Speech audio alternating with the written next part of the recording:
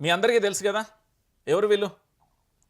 DGP ఏది శివధర్ రెడ్డి సమక్షంలో లొంగిపోయిన దేవ్జీ, మల్లా రాజిరెడ్డి, బడే చొక్కారావు, నూనె నరసింహారెడ్డి, పక్కన ఎస్ఐబికి సంబంధించిన చీఫ్, ఐజీకి సంబంధించి సుమతి, డీజీ మహేష్ భగవత్ అంటూ కూడా ఇక్కడ ఒక అంశాన్ని చూసాం.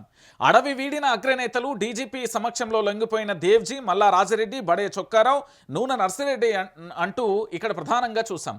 అజ్ఞాతంలో తెలంగాణకు చెందిన మరో 11 మంది వారు కూడా లొంగిపోయారు. డీజీపీ శివధర్ రెడ్డి గత 2 ఏళ్లలో 544 మంది మావోయిస్టులు లొంగిపోయారు. జనజీవన స్రవంతిలోకి వచ్చిన మావోయిస్టుల హక్కులను కాపాడతాం, అవసరమైతే వారి ప్రాణాలకు తమ ప్రాణాలు అడ్డు పెడతామన్న పోలీస్ బాస్. మావోయిజానికి అంతం లేదు. దేవ్జీ, మల్లా రాజిరెడ్డి ప్రజల కోసం చట్టబద్ధత పోరు కొనసాగిస్తామంటూ కూడా వెల్లడి చెప్పిన పరిస్థితి కనబడుతుంది. అయితే ఇక్కడ మావోయిస్టు పార్టీకి సంబంధించి మేము ఒక పోలు పెట్టినాం. వైఆర్టీవీలో మీకు ఒక పోలు ఉంటుంది, అంటే పూర్తి స్థాయిలో కూడా మీరు చూడుర్రి. ఎందుకంటే వైఆర్టీవీకి సంబంధించి మీరు పోగానే అందులో పూర్తి స్థాయిలో మీకు పోల్ కనబడుతుంది. ఆ పోల్లో పూర్తి స్థాయిలో కూడా ఇప్పటివరకు ఎంతమంది ఏంటి అనేది కూడా మీకు అర్థమైపోయే పరిస్థితి ఉంటుంది. ఎందుకంటే దాంట్లో ఏంది అంటే ఆ పోస్టులకు సంబంధించి పూర్తిగా కూడా మీరు కూడా చూడొచ్చు. మావోయిస్టుల శకం ఇక ముగిసినట్టేనా, అవునా కాదా అంటే పూర్తి స్థాయిలో దానికి సంబంధించి ఏమని చెప్తున్నారంటే ఎంతమంది ఏం కథ అనేది కూడా ఒకసారి మనం చూసే ప్రయత్నం అయితే చేద్దాం. ఎందుకంటే తెలంగాణలో ఉన్న ప్రతి ఒక్కరికి కూడా తెలవాల్సిన పరిస్థితి ఏర్పడతాయి. కాబట్టి ఈ పోస్టుకు సంబంధించి మావోయిస్టుల శకం ఇక ముగుస్తున్నట్టేనా, అవునంటే అవును, కాదంటే కాదని మీ అభిప్రాయం ఏంటిదో కూడా కామెంట్ బాక్స్లో చెప్పుర్రి. ఎందుకంటే మావోయిస్ట్ పార్టీకి సంబంధించి శకం ముగిసింది అంటే చాలా వరకు కూడా శకం ముగిసిపోయింది అంటూ కూడా చెప్తున్న పరిస్థితి కనబడుతుంది. ఇక్కడ మీకు కనబడుతున్న దేవ్జీ కానీ, మల్లా రాజిరెడ్డి కానీ, బడే చొక్కారావు కానీ, నూనె నర్సిరెడ్డికి సంబంధించి వీళ్ళందరూ కూడా లొంగిపోయారు. కానీ గణపతి ఎక్కడ ఉన్నారు అనేది ఆచూకీ ఇప్పటివరకు అయితే లేని పరిస్థితి అయితే కనబడుతుంది. ఇక్కడ పూర్తిగా కూడా ఏమని చెప్తున్నాడు అయితే అవసరమైతే వారి ప్రాణాలకు తమ ప్రాణాలను అడ్డం పెడతామంటూ పోలీస్ బాస్ అయితే చెప్పింది. ఇది ఎంతవరకు నిజ నిర్ధారణ అవుతుంది, ఏం జరుగుతుంది అనేది భవిష్యత్తులో వేచి చూద్దాం. అయితే మావోయిస్టులు ఇప్పుడున్న ప్రస్తుత జనరేషన్ ప్రకారం పూర్తి స్థాయిలో కూడా అడవి బాటలో ఉండడం అనేది ఎక్కడ కూడా వాళ్ళకు సురక్షితం కాదు. అడవి పందాలో ఉంది, అడవిలో ఉండి వ్యూహాలను మన్నినంత మాత్రాన ప్రజాక్షేత్రంలో అదే పూర్తి స్థాయిలో ఉద్యమం వస్తుంది అనుకోవడం చాలా వరకు తప్పిదం అయిపోతుంది. ఎందుకంటే సమాజంలో చాలా ప్రజా సంఘాలు ఉన్నాయి, ఆ సంఘం ఈ సంఘం అని. ఈ తెలంగాణలో చాలామంది మేధావులు ఉన్నారు, ఈ తెలంగాణ రాష్ట్ర వ్యాప్తంగా చాలామంది ఉన్న పరిస్థితి కనబడింది.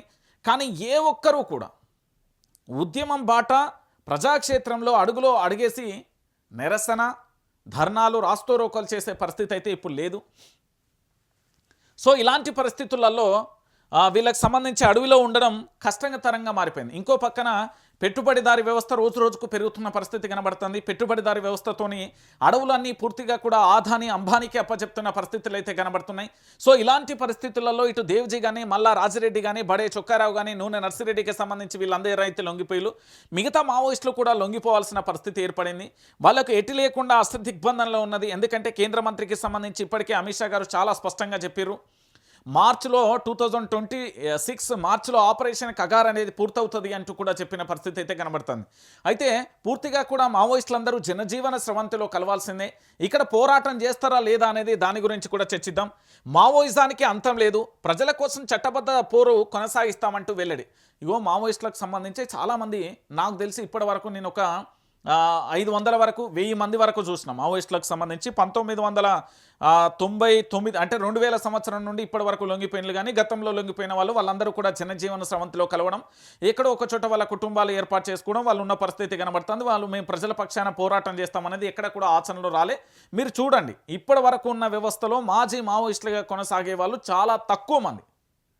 100లో ఒకరిద్దరు తప్ప, 1000లో ఒకరిద్దరు తప్ప ఎక్కువ మంది కూడా పోరాటాలు చేసింది లేదు. అడవి బాటలో ఉన్నారు. అప్పుడున్న పరిస్థితులకు అనుగుణంగా అప్పుడు మావోయిస్టు పార్టీ అనేది సక్సెస్ఫుల్గా పనిచేసింది. కానీ ఇప్పుడున్న పరిస్థితులలో మావోయిస్టు పార్టీ అనేది అడవి బాటలో సక్సెస్ కాలేకపోయారు. పోనీ అడవి బాట నుండి వచ్చి ప్రజాక్షేత్రంలో పోరాటం చేస్తారంటే కూడా ఆ పోరాటం కూడా సక్సెస్ఫుల్గా కాదు, గుర్తుపెట్టుకోరు. వీళ్ళ ఆలోచనలకు, ఇప్పుడున్న సమాజం ఆలోచనలకు, వీళ్ళ యొక్క వ్యూహాలకు, ఇప్పుడున్న యువత వ్యూహాలకు ఎక్కడ కూడా మ్యాచ్ కాదు. సో ప్రజాక్షేత్రంలో ఉద్యమం అనేది చాలా తక్కువ. అది వీళ్ళ వల్ల కాదు, ఇప్పుడున్న పరిస్థితులలో కాదు. ఎందుకంటే ఇక్కడ ఉన్న సిపిఐ కానీ, సిపిఎం కానీ, కమ్యూనిస్టు పార్టీలు ఒకసారి చూడండి ఏ పార్టీ ఉద్యమాలు నడుస్తున్నాయి, ఏం ఉద్యమాలు చేస్తున్నారు. ఇంత ఘోరంగా జరుగుతున్నది. ఖమ్మంలో ఏందది పంచాయతీ మీరు చూస్తున్నారు కదా. అవన్నీ జరిగినాయి. ఇప్పుడు ప్రజాక్షేత్రంలో ఉద్యమం చేస్తారంటే అది కాని ముచ్చట, అది అందరికీ తెలిసిన విషయమే.